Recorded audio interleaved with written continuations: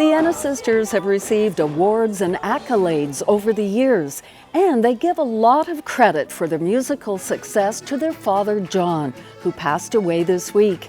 I chatted with the sisters this afternoon. And Karen, Maureen, and Teresa join me now. I just want to, first of all, extend condolences from all of us here. How are you all doing? We're doing pretty good. You know, this has been a long time coming, and you know, we're all sort of relieved that that he's no longer suffering. So it's kind of like a relief and a grief. Yeah. You know, it's we're so sad to see him leave us. He was such a big presence in our lives, and but we're relieved that he's no longer tormented. Lewy body dementia is devastating, and you know, the last couple of years have been challenging, to say the least, and to see him now at peace is just a relief to us to know that he's okay. And Teresa, I understand you three sang him out the day he passed. Every day that we visited him while he was staying in the hospital for the last 3 weeks, we sang to him at some point. And we made sure, Maureen made up a list on her iPhone, and we were playing all of his favorite songs to him. Music is a gift that he gave us, and he was so passionate about songs and storytelling, and his button accordion. And for as long as I can remember, you know, every day he played his button accordion. Come on, Dad, it's your turn to play a tune. I remember at times in my life being so annoyed by that and thinking, one of these days I'm going to miss that, you know, and that day is here. Yeah, it's when we went in and we saw his chair and the accordions by his chair and realized that he's not going to play those anymore. There was definitely a losing your breath moment, you know, that, you know. And you know, the power of music was something that was quite evident through this whole journey. That's right. It was one thing when we called them episodes. He'd have an episode, and we'd all gather with him at the house with Mom, and we would sing, we would play, we would get him to play, we would get up and dance with him, and that would calm him, and it would kind of bring him back to reality. So yeah, it's very powerful. I want to take you back a little bit. Family and music has been so much part of your life. I remember meeting you in Halifax when I was up working. You were girls then. You were there with your mom and dad. You had been performing somewhere in the Nova Scotia area.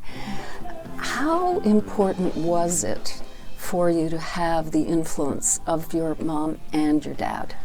Well, it was amazing, really, because they truly had our best interests at heart, and they didn't want to see anybody coming in before we were ready and making these decisions and signing us up to a contract and making mistakes that were going to set us up for, you know, years of, you know, wasting time and decisions that we couldn't get back. We were also caught up in all the excitement, and it was really nice that they kept level heads to the whole thing. And, you know, Dad always, no matter what, looked after our business. Right up until he couldn't anymore, investing our money and making sure that we made the right choices in our company. We've been a part of this company for 20 years. And so he, you know, and he also helped influence the songs we wrote. And, you know, he'd say to us, if your ticket costs $50, give them $100 show. And, you know, our names were very important, and our word was extremely important. And we carried that through in our business and in our daily lives. And family was everything, and the place, Newfoundland and Labrador, where we're from, was everything. So he instilled all that in us, and we're going to continue making him proud. You mentioned his accordion and how he loved to play, and your roots go back to traditional Newfoundland/Irish music. You experimented over the years, but you seem to have come back to your roots. I'm just wondering now, when you're writing and playing, do you hear his voice? Always.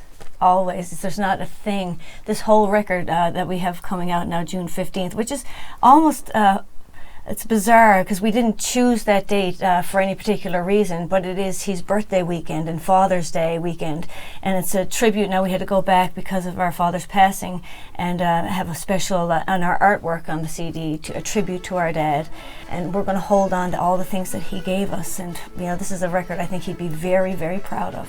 And Dad, it was amazing. He was a power engineer. and At Newfoundland at Power. Newfoundland Power, Yeah. 37 years. But when he retired, he didn't know anything about the music industry, but he loved us so much and he wanted us to do so well, because it was our dream and passion, that he learned everything he had to know about the music industry, and he managed us for several years. And with this business, there's so many ups and downs, and like even through the downs of it, he was there to say, you can do this, and refocus us and get us back on track. And we were able to follow our dreams and our passions just because of his support and love, and Mom, of course. What does it mean to you to be able to look at that archival footage with your dad there? Oh, it's very amazing. emotional. It's very emotional. I was saying earlier to Maureen and Karen that, you know, through this Lewy body dementia disease that Dad developed, you know, we kind of got used to that new person, you know, and having to kind of take on the caregiver role and make sure we were there.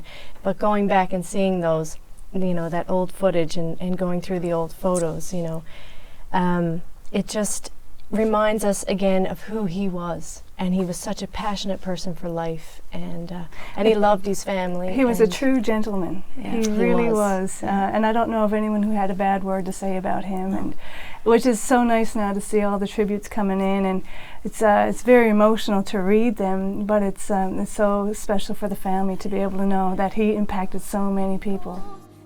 I can't get over how many things he inspired, or, you know, somehow was there. I remember the exact moment. It was so important to have his opinion on what that song sounded like, and he's a part of every note of what we do, and it's... And his pride, I got to say about his pride, Yeah. even through this whole journey. I mean, he always spoke highly of us, but the last several years, no matter who it was, he would go up and say, I'm the father of the Ennis Sisters. Do you know the Ennis Sisters? And he would even sometimes not know who we were, and he would brag about his daughters to us. Yeah. He was so proud, and so we were going along saying, we're so proud to be John Ennis's daughters. It's so nice to hear you talk about somebody who was so special to you, influenced you, loved you, you loved him. It's wonderful. Thank you. Thank you for thank having you. us here to talk about him.